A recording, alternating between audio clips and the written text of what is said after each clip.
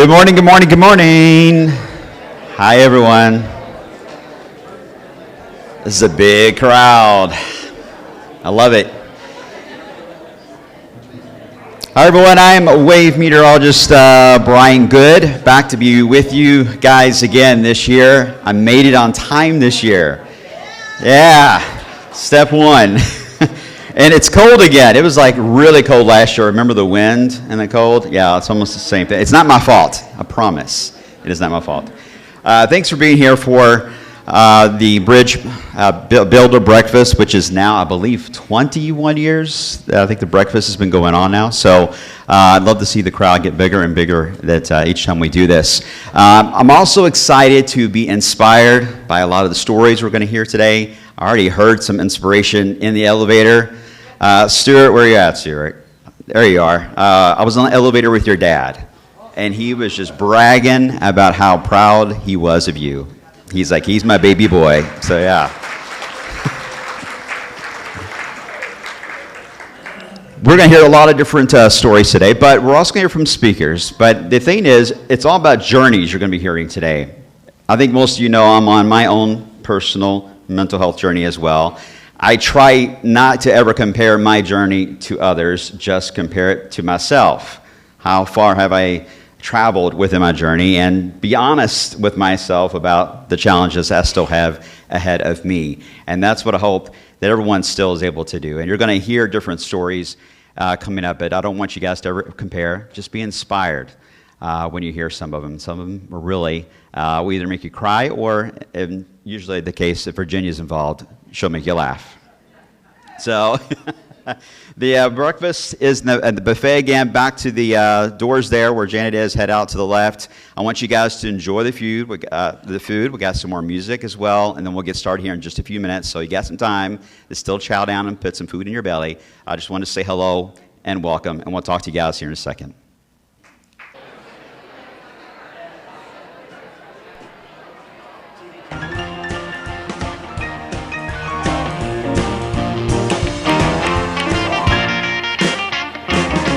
Bridgehaven started in 1958, and the motivation was that the National Council of Jewish Women had done a study and realized that there wasn't an effective way for transitioning people who had been hospitalized, like in Central State, to assimilate back into the community. He said in some of his notes, I found that the very first week they had 2 people from Central State come. The second week they had 5, and I guess by the end of the year they had 77.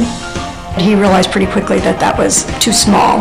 So then 2 years later is when they moved to 1423 South 4th Street. One of the things I know he was most proud of was that Bridgehaven started out being integrated. Even when Central State Hospital and the community, there was still a lot of segregation. It was very open and accepting of people, regardless of who they were, what color they were, how old they were. Well, when I first met Roy, I was really impressed with him, and he was very welcoming to me. He knew that he wanted to make those pathways, those bridges, stronger and better, and he knew how, or figured out how, to do an incredible amount of that during the years he was here. I think the active involvement of the members in shaping what mental health treatment is like has been very significant during the time that I was here, and since then. The staff here were all also very dedicated to mental health treatment and very good.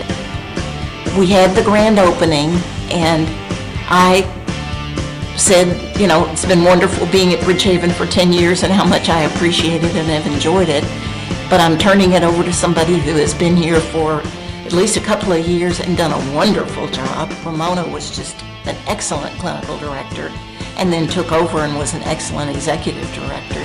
And I knew that would be the case, because she cared as much as anybody could possibly care about Bridgehaven. Bridgehaven was a fit. It was a perfect fit. It was the second time in my professional career that I found the perfect job, and it was not a job. Working in mental health for me has never been just a job. the concept that recovery was possible, that people could return to living and learning and working and socializing where they chose, with the people that they chose, and to learn how to make connections with each other. It was just a really exciting time and exciting concept. So peer support was one of those things, the rehab and recovery approach was one of those things, and cognitive enhancement therapy was another one of those things. That Bridgehaven was a leader out in front saying, we're going to offer this to our members. And it's transformational, truly transformational. A luxury for this organization to have two times been able to have the leader help mentor and prepare the successor to the leadership position. In Stewart, we had a person able to not only bring the clinical background and the understanding of the work that Bridgehaven does with members and the whole recovery concept, but also somebody with the ability to think about leadership in a different way. With mental illness, there's a lot more diagnosis, a lot broader, understanding of what those diagnoses are. When I started, a lot of members maybe were still from the time when they were institutionalized or personal care homes, and they didn't have a lot of freedom, to now where people do kind of live a lot more independent lives and have a lot more choices about how they spend their time and what they do. So recovery looks very different. So today, of course, we believe everyone can recover, everyone can find purpose and meaning in their lives. Just our understanding of mental health and mental illness has just changed radically. Once again, Bridgehaven taking a step into the future that other people are really not embracing. Has grown and expanded in terms of the kinds of things that it does to help people with their mental illness. Yeah, the mission really never changed. He was committed to it being something to help people transition, a bridge, as we've said, and I feel like that's still the case. Good morning. My name's Steve Lunn, and I'm proud to chair the Bridgehaven Board of Directors. I'm going to do some thanking this morning. Without these organizations and these individuals, this event really wouldn't be possible today. U of L Peace Hospital, Glenview Trust, Republic Bank, Humana Healthy Horizons, Image Quest, Jen Pale, Wyatt, Tarrant and Combs, Baird, The Big Stomp, Laswell Electric Company, Laswell Security and Automation, Care Builders at Home, and ASLIS, and Matt Rossman. So thank you. We'd like to also thank, I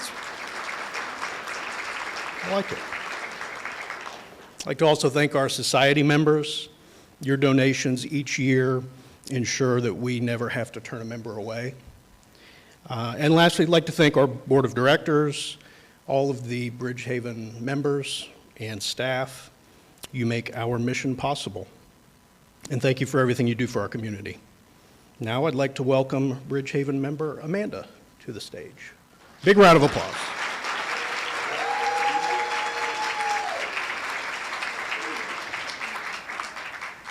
Hello, everyone. I'm Amanda, and I've been a member at Bridgehaven for about a year and a half. I am here to share a few of our milestones that we've accomplished at Bridgehaven in the 2023 fiscal year. On January 9th, our mask mandate was lifted. We also were able to provide a memorial service for our 27 members that were lost during and after the pandemic over the past 3 years. Member satisfaction with the program is currently at 95%, and satisfaction for employment is similar, with our retention rate for staff being 93.9%. Members who needed support to go to the doctor were accompanied by a peer to 292 office visits across 154 unique medical offices. During the 2023 fiscal year, 33 members gained employment. Members earned an average pay of $13.50 and worked 20 hours a week on average. Together, our working members earned $250,000 during fiscal year 2023. We took initiative to begin a peer incubator project that aims to provide clinical supervision to peers who work with individuals who are deaf or hard of hearing. Of the 6 peers hired, 1 will remain in Jefferson County, while the remaining 5 will work throughout the state. We're planning to expand our IPS services to Boyle County, Kentucky, where currently no supported employment services exist. Thank you guys very much, and please welcome Stuart.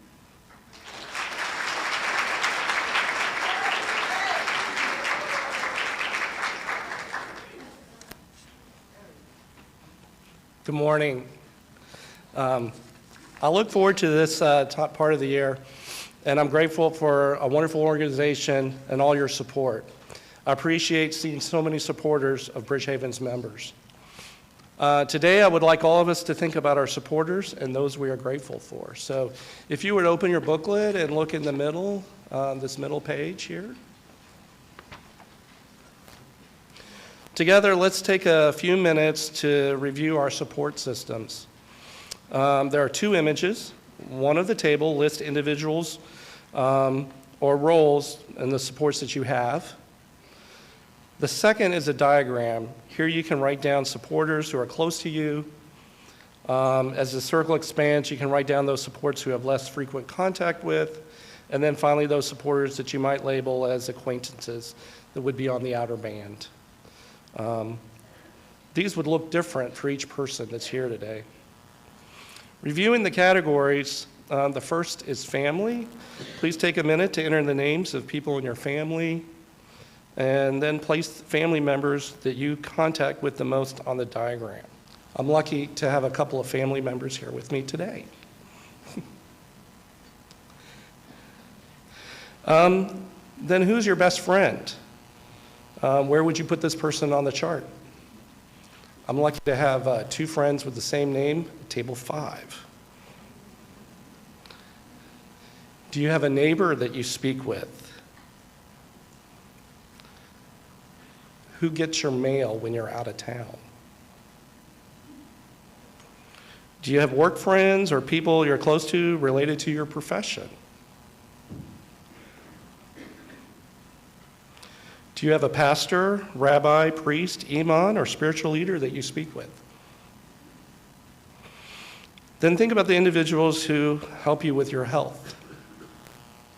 I'm lucky to have Austin, my personal trainer, with me today. Finally, those are professionals you contact quarterly or semi-annually. They could be a professional planner, your lawyer, banker.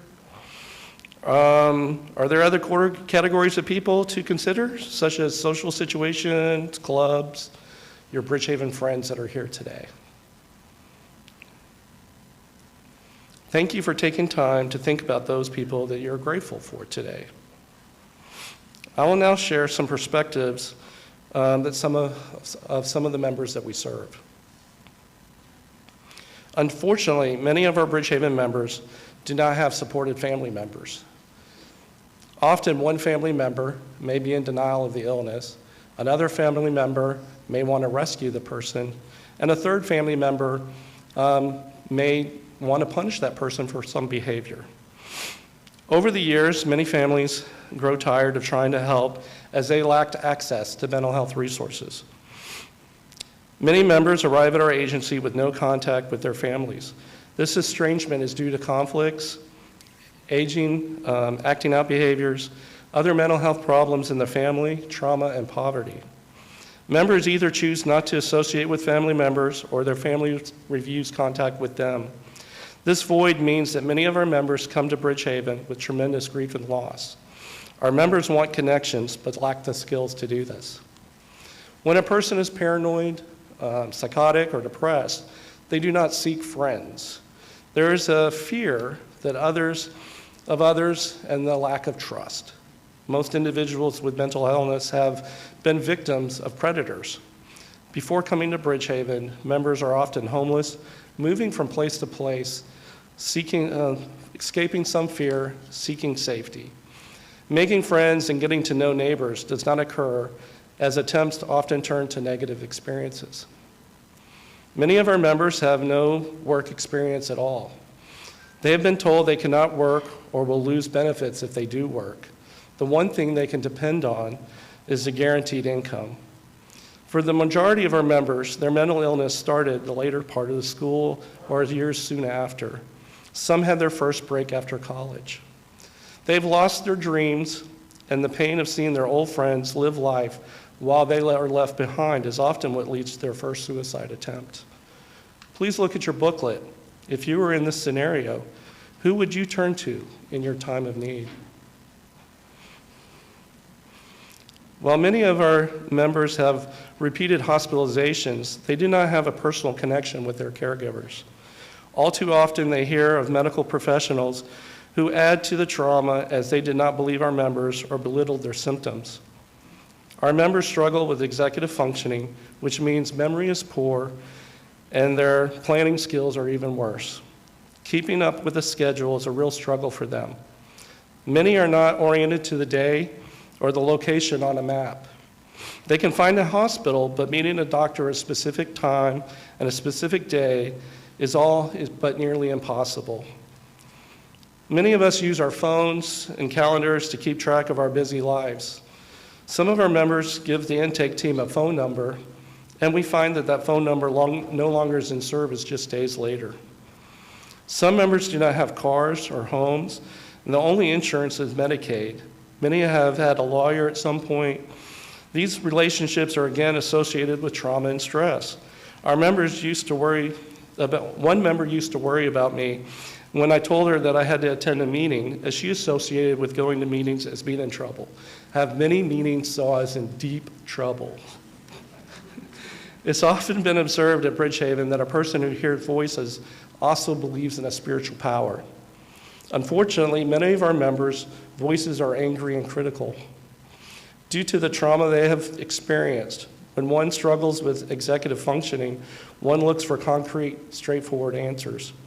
Our members are attracted to those leaders who speak of miracle cures. As much as they pray and try to lead good lives, bad things appear to keep occurring, and the voices get angrier. Historical theological teachings lead to beliefs that they may be possessed by a demon, or at the very least, their sin is what led to their illness. Our members have used illegal drugs to find symptom relief and now confuse the messaging from the addiction community, believing that their prescription drugs are harmful. As acceptance of mental illness improves, spiritual leaders still lack the experience or skills and support those in their recovery journey. This experience is not limited to spiritual leaders. Many folks in our community in Louisville are trained to think that mental illness, especially the more severe diagnoses like schizophrenia, is something to fear and cannot be treated. Our members have been desperately seeking community and are looking for treatment, and they've been misled to the fact that we, their community, have not taught the right skills or lack knowledge on how to support each other when there's a mental health crisis. This is not the individual's fault. This experience is our history, which we all share, the air which we all breathe. Unless we are intentionally educated or lived experience to counteract this, how are we supposed to know any better? Remember your booklet? Who here could serve as a mentor for your mental health? Who would you help? Many of our members do not have a single person to list in this booklet. In many cases, we are their only supporters. Bridgehaven is the first place where they make friends. Bridgehaven staff, the first professionals they learn to trust. Our peers, health advocates, form bridges to connect members to the medical community that have our shared values. Our supported employment facilitators build connections to members and our local employers willing to support their recovery. Bridgehaven therapists provide treatment to our members so they can maintain stable housing here in Louisville, and they can develop bridges to neighbors and feel more connected in the community. And yes, we help members reestablish healthy connections with their families. Building these kinds of relations here in Kentucky, it takes time. Like our members, I understand the effort it takes to create, sustain, and improve friendships and other professional associations. Our members are no different than us. They must also learn illness management skills and how their illness affects their relationships. This journey often means finding proper medications that can take weeks to take effect fully. During the recovery process, we address behaviors, feelings, and thoughts, preventing successful community integration. We support their grief journey and work towards providing treatment to move them beyond the view that life is limited. We model friendships and provide spaces where they need to build trust and foster these critical connections. We provide education on mental illness, bridging the community to enrich us all. What Bridgehaven is doing is life-saving. Our members are dependent on our services for their recovery. Although Medicaid rates have remained steady and our program has grown, we cannot provide services to those with Medicare or private insurance as they do not cover our services. With your donations, we will provide life-saving treatment. Your donation gives our members time to build the trust and develop the support they need to be active contributors to our community. Our community needs Bridgehaven to be here for years to come. The basis of our services is the relationships we build with our members and the community. With your pledge, we will take action to grow our program and expand services to underserved populations, such as new efforts to serve individuals in the deaf and hard of hearing, or expansion to support employment in Boyle County. The work we do cannot be done by AI. It's humans helping humans. I would like to thank you for being here in the community with us this morning. Knowing that you all have come out on a cold November morning to support Bridgehaven means much to all of us here at Bridgehaven. You're about to hear some stories of hope, some amazing women who are working very hard in their personal recoveries. Now I would like you to meet Erica. Please give her a warm welcome as she comes to the podium.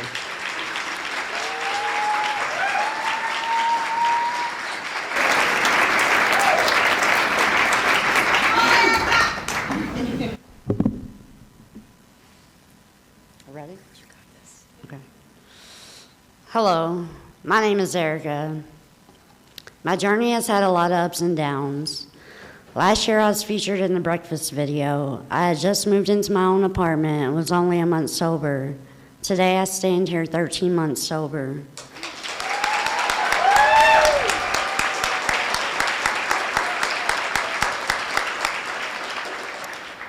I was born on September 27th, 1988 to Sheila and Ronnie. I was born with one kidney and had to have several surgeries to get my kidney to function. My dad left for good when I was 2, never to be seen or heard from again. So my mom was left to raise me and my 2 brothers by herself. It was really hard for her, and she drank to escape her pain, but she was a functional alcoholic who went to work every day and kept food on the table and a roof over our heads. She could be mentally and emotionally abusive, but she never left us. My childhood was pretty rough. I was sexually assaulted several times by different people between the ages of 3 and 8. I never told my mom because her drinking caused me not to trust telling her, and I was terrified. These would be the first secrets I learned to keep. I ran away from home at the age of 11. The cop that picked me up and took me back home told me I was the reason for my mom's drinking. I heard that a lot from different people, including my mom, so I believed it, but I didn't want to be the reason my mom was destroying herself. The guilt and the fact that my mom was distant led me to start self-harming at 12. All I wanted was my mom to show that she loved and cared about me. She did in her own way, but because of the alcohol, she didn't know how to show it. At age 15, I attempted suicide for the first time, but it wasn't my last. I wasn't hospitalized or put in therapy. It was basically ignored and life would continue to go downhill. At 17, I almost lost my life to alcohol poisoning. I was 4 times the legal limit and did. I had no idea at the time that you could die from alcohol. My mom drank all the time, so it didn't occur to me that you could actually die from it. It was an eye-opening experience, and I really didn't drink after that. I graduated high school at 17 and enrolled into a university, the first out of my family to go to school. After the alcohol poisoning incident, I turned to using drugs to ease my own internal pain. I also attempted suicide several more times, but I never got help. In 2009, my mom decided she didn't want to be around any longer, and she attempted suicide. She ended up on life support for 3 days, and then she was court-ordered to go to Central State for a couple months. This led her to quit drinking, but only for a couple of months. In 2011, my cousin committed suicide, and in May of 2011, one of my good friends was murdered. His killer got to walk free. This was not the first time I experienced justice not served. Both of these events hurt me deeply, and I continued to use drugs to deal with my pain. I had several friends I loved dearly that were also into drugs. Unfortunately, I lost most of them to drug overdoses. In 2014, I lost my best friend, someone I considered my brother, to suicide. I never saw it coming, and I had no idea he was struggling as bad as he was. I blamed myself for years for his suicide. Still to this day, his decision to end his life still affects me. I miss him so much. After his suicide, I attempted to take my own life several more times. This led to 9 hospitalizations, where in the hospital I was treated horribly, like I was less of a person because I had mental health issues. During the last stay, one of the therapists referred me to a place called Bridgehaven. To be honest, I had absolutely no interest in going. I really didn't want to help at the time. I just wanted to die. My mom, who was afraid to lose me, encouraged me to go, to just try it. The first day I went, I told myself I didn't belong there and I wasn't going back. But Bridgehaven was different than any other place I had been. The therapist reached out to me and showed me they really cared and that I did belong there, but it would certainly be a journey. In 2015, my mom quit drinking. We started to repair a relationship, but the damage to her body from drinking was already done. So she was sick a lot, and I was her caretaker. Then COVID hit. February 24th, 2021, my mom passed away from COVID and complications from organ failure due to her alcoholism. I was devastated. But Bridgehaven was there to support me. Some of the therapists even showed up to the funeral home to pay their respects. It meant a lot to me. I wasn't alone in my grief journey. 3 months after my mom died, I was raped in the home I shared with my brother. Living there was beyond chaotic, and as much as I didn't want to leave my brother, I knew it was time to get my own place. I have lived in my apartment for over a year now. I actually just signed another 1-year lease.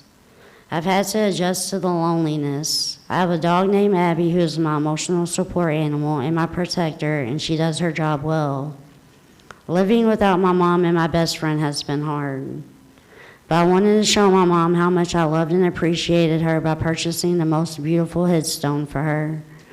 She would probably kick my ass for the money I spent, but I wanted to make sure she got the best.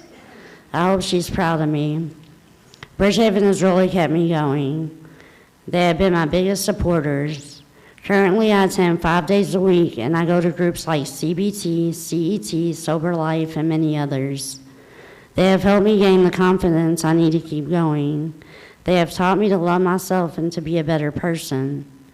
I've been diagnosed with bipolar disorder, borderline personality disorder, PTSD, and of course, anxiety and depression come with all of that.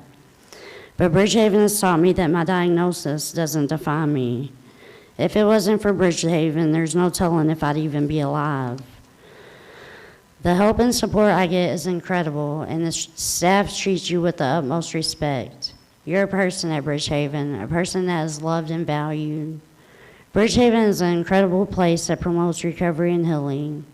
The journey of recovery isn't linear, and I'm sure I'll have more ups and downs. Bridgehaven is all about hope. The word I have forever tattooed on my arm because hope is what gets me through, and Bridgehaven is the definition of hope. Hope for a brighter future and hope for a better life. I would like to introduce our next speaker, my good friend Donna.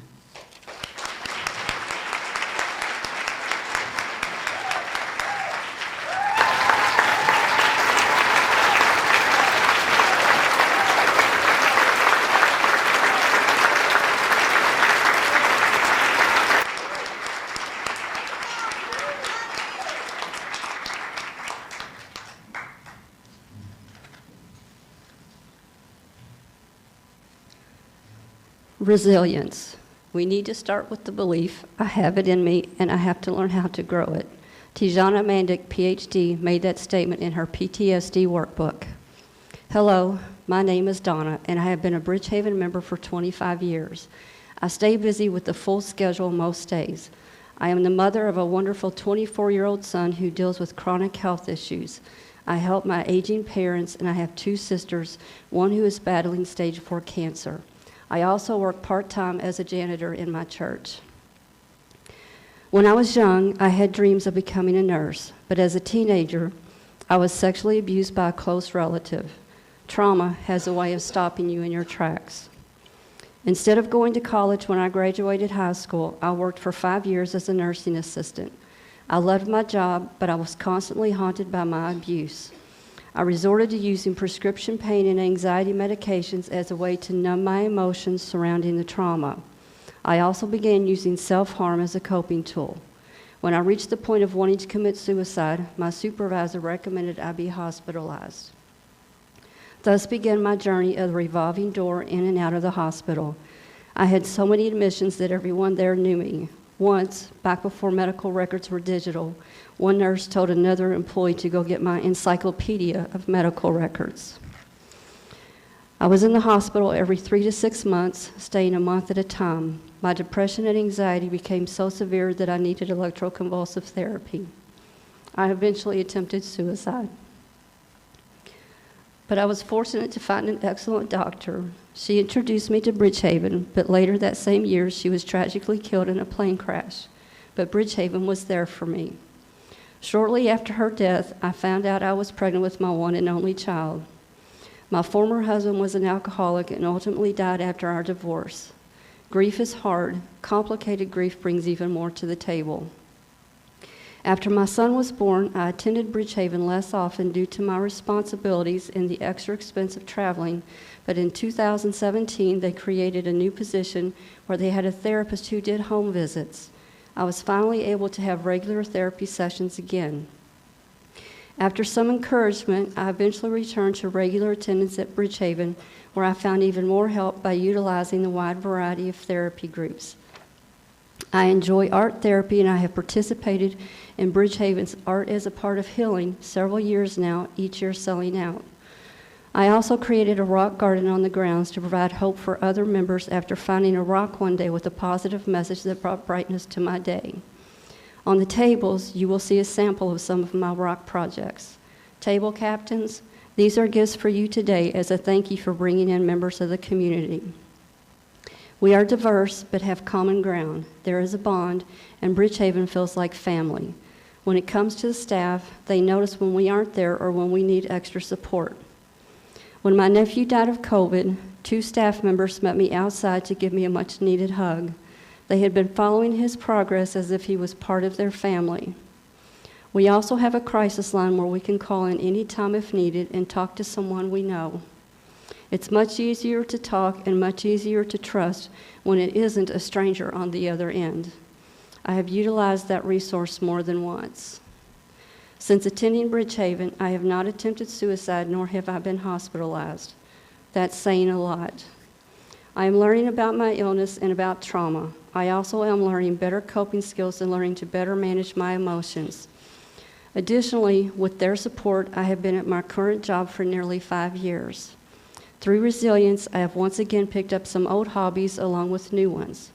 Also, I have become active in my community by helping with trap, neuter release programs for community cats in my neighborhood. I saw a quote the other day. It says, "Don't wait until you reach your goal to be proud of yourself. Be proud of every single step you take." I am trying to learn to be proud of myself. I am grateful for those steps that Bridgehaven has helped me to take in my recovery goals. Thank you, and now please give a warm welcome to my friend Virginia.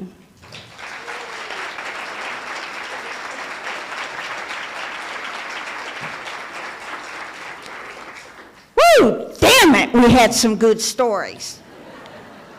Amazing women, ain't they? Let's give them both another damn hand. Woo! Well, good morning. It's good to be back with you faithful donors again. Turning 65 last year made me very sad. But this year, Bridgehaven turned 65, and that makes me feel very happy. I'm glad we're all here to celebrate Bridgehaven's accomplishments. This year has been one of the worst years of my life.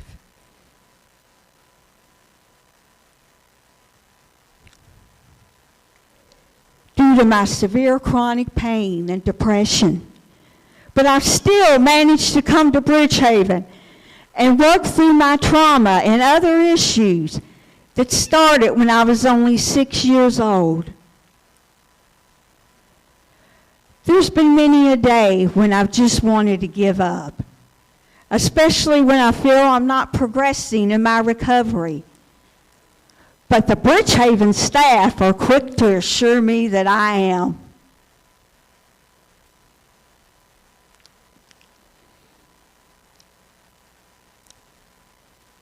I'm part of a Bridgehaven program where staff and members alike work on making ideas become reality.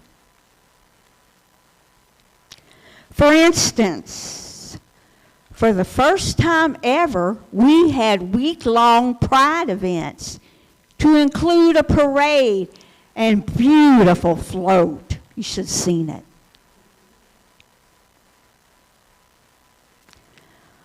We also had a staff member talent show.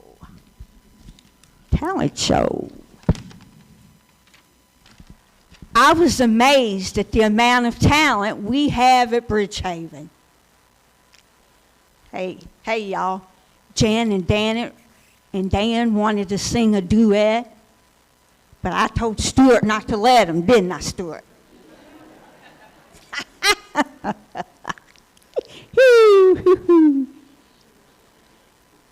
Your donations make our programming possible. You make it possible for me to come here at a price I can afford. I can honestly say that without Bridgehaven, I wouldn't be alive today. Where's Bridgehaven headed? Bridgehaven is headed toward the future. This future includes a beautiful mural that showcases our 65 years. And we want you to be a part of this. Because with your support, now this is exciting, because with your support, donors, this year, we had 70 groups offered a week, with at least 6 people attending each group. And it's your donations that are making this possible. And we aren't done. With your help, we can make a difference in the Louisville community.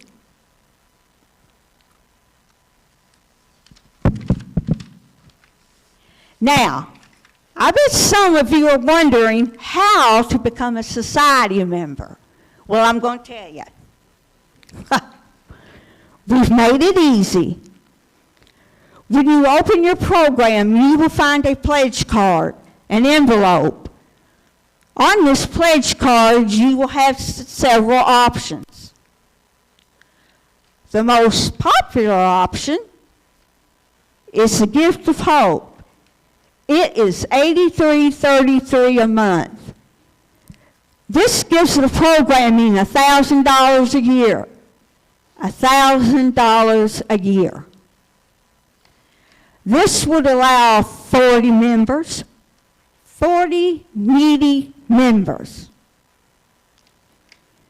to pay the extremely affordable price of $25 a month, as I do. Now, where else can you get a bargain like that? Nowhere. These funds create life-saving opportunities for recovery. By giving today and joining our society, you will become a part of our history mural. We will offer a flyer a flower, excuse me, in your honor on our history mural. Whatever you decide, and let's make good decisions, folks. We thank you for being here and supporting Bridgehaven. Hey, Brian, send us on our way with happy thoughts. And don't forget to tell John G. I said hello.